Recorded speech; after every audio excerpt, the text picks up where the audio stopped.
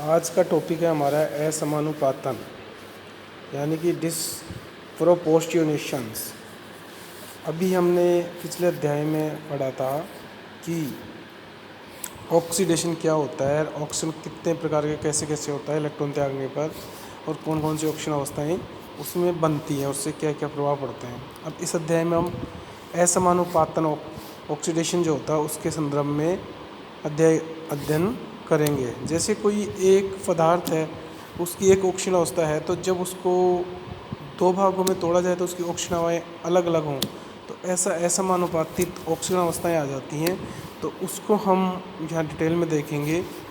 इसमें क्या होता है कि जैसे अभिक्रियाओं को असमानुपातन अभिक्रियाएँ कहते हैं, जिनमें किसी एक तत्व का ऑक्सीजन होता है, दूसरे का अपचयन साथ साथ होता है। यानी कि एक ऑक्सीजन अवस्था +1 ऑक्सीजन अवस्था में होता है, वो दो भागों में बढ़ जाए, एक के अंदर उसकी 0 ऑक्सीजन अवस्था हो जाए, एक में +2 ऑक्सीजन अवस्था हो जाए, या एक में -1 हो जाए, -3 हो जाए, या -2 और +4 हो जाए। तो मतलब असमानुपातित हो जाए दोनों ऑक्सीजन अवस्थाएं एक ही पदार्थ की। तो ऐसी जो या तत्व की, तो उनको जो कहते हैं असमानुपातन कहते हैं।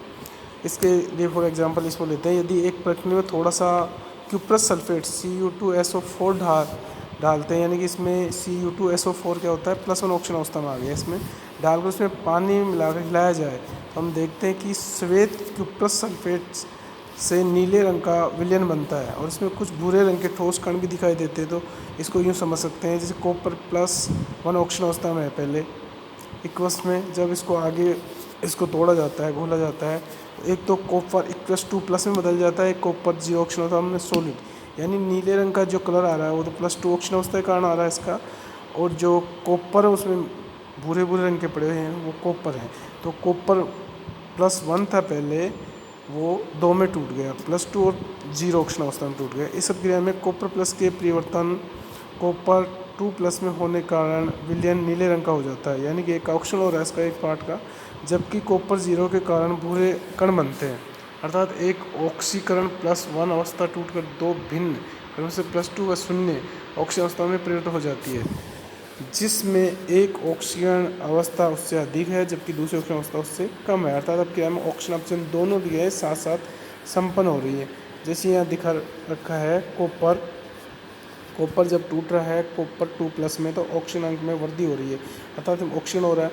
एक में देख रहे हैं हम कि कॉपर प्लस से कॉपर सॉलिड में जा रहा है इक्वेशन से, तो कॉपर +1 ऑक्सीजन अवस्था से 0 हो रही है, तो ये ऑक्सीजन अंक में कमी आ रही है, अर्थात ये अपचयन हो रहा है। इस प्रकार की अभिक्रियाओं में असमानुपातन अभिक्रियाएं कहते हैं, और इनको कई प्रकार दिखाते हैं। मध्यवर्ती ऑक्सीजन अवस्था को उच्चतर ऑक्सीजन अवस्था प्लस निम्नतर ऑक्सीजन अवस्था है। असमानुपातन को रेडॉक्स चार्ट द्वारा भी समझाया जा सकता है। जैसे यहाँ देख रहे हैं हम, एक अवस्था है वहाँ भिन्नतर E0 में जा रहे हैं, उच्चतर ऑक्सीजन अवस्था यहाँ FE0, फिर E0 आगे जाके मध्य ऑक्सीजन अवस्था दिखा रहे हैं, नीचे जा रही है, फिर उच्चतर ऑक्सीजन अवस्था निम्नतर ऑक्सीजन अवस्था में चेंज हो रही है। तो E0 के मान नीचे दिए जाएंगे, अभी अपन देखेंगे। तो एक होता है समानुपातन की विपरीत क्रिया को असमानुपातन की विपरीत क्रिया को समानुपातन कहते हैं। अर्थात यदि उच्च ऑक्सीजन अवस्था व निम्न ऑक्सीजन अवस्थाएं आपस में मिलकर के एक ही प्रकार की ऑक्सीजन अवस्थाएं बना लेती हैं, मध्यवर्ती ऑक्सीजन अवस्थाएं बनाती हैं, तो उसको कहते हैं समानुपातन कहलाता है। फॉर एग्जांपल, जैसे यदि कॉपर 2+ आयन कॉपर धातु से क्रिया करके कॉपर प्लस आयन बनाए तो वह अभिक्रिया समानुपातन कहलाती है। जैसे यहाँ दे रखा है copper 2+ equals plus copper solid, ये कॉपर +1 में चेंज हो जाए तो यह अभिक्रिया समानुपातन कहलाती है।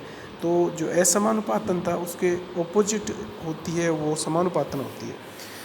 कोई भी अभिक्रिया समानुपातन की दिशा में संपन्न होगी या असमानुपातित की दिशा में संपन्न होगी, इसका निर्धारण दोनों अभिक्रियाओं के रेडॉक्स विभव के मान पर निर्भर करता है। कोई भी अभिक्रिया उसी दिशा में संपन्न होगी जिधर उसके E0 का मान धनात्मक होगा, यानी धनात्मक मान E0 का होने के बाद में जो रेडॉक्स विभव का मान पॉजिटिव होना चाहिए, उधर वो अभिक्रिया संपन्न होगी।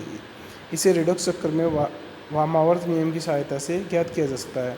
फॉर एग्जांपल, हम उपयुक्त क्यूप्रस आयनों की असमानुपातन अभिक्रिया का अध्ययन करेंगे। रेडॉक्स विभव के मानों में E0 कॉपर 2+ से कॉपर = +0.15 वोल्ट तथा E0 कॉपर प्लस से कॉपर = +0.52 वोल्ट से स्पष्ट है कि उच्च धनात्मक रेडॉक्स वाले इलेक्ट्रोड पर ऑक्सीजन होगा, ये इलेक्ट्रॉनों को ग्रहण करेगा। अतः कॉपर प्लस इलेक्ट्रॉन से कॉपर सॉलिड में, जबकि इसके दूसरे अर्ध सेल में अपचायक जो क्रिया हो रही है उसमें होगा +1 से +2 और ऑक्सीजन। इस अभिक्रिया को इस प्रकार पूर्व लिख सकते हैं 2 copper plus equal to copper 2 plus equals plus copper solid. यह इसी समीकरण को हम देख रहे हैं, यह मान दे रखा है रिडक्स चक्कर के लिए एक, तो यह 0 1.5 है, ऊपर 0.52 है। तो जो नीचे जो क्रिया हो रही है +2 से +1 से +2 0 जो दिखा रखी है कि किस प्रकार से व्यामावर्त अभिक्रिया कॉपर प्लस इक्वल्स इलेक्ट्रॉन और कॉपर सॉलिड में दिखा रखा है। ऊपर देखते हैं copper 2 plus equals plus electron copper plus में जाती है, इस प्रकार इसका मान यह अभिक्रिया बदलती रहती है, उल्टी तरफ चल रही है वो।